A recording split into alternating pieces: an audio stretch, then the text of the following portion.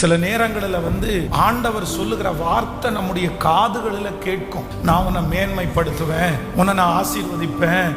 உங்க காதுகளினால் ஆண்டவர் ஒரு வார்த்தையை கேட்க பண்ணுகிறார். ஆனால் அந்த வார்த்தை நடைபெறுவதற்கு சூழ்நிலை எதுவுமே இல்லாம இருக்கலாம். ஆனா வேதவசனம் ரொம்ப அழகாய் சொல்லுகிறது, எலியாவுக்கு ஆண்டவர் அந்த வார்த்தையை பேசினபடியே ஒரு பெரிய மழையை கர்த்தர் கட்டளையிட்டார்.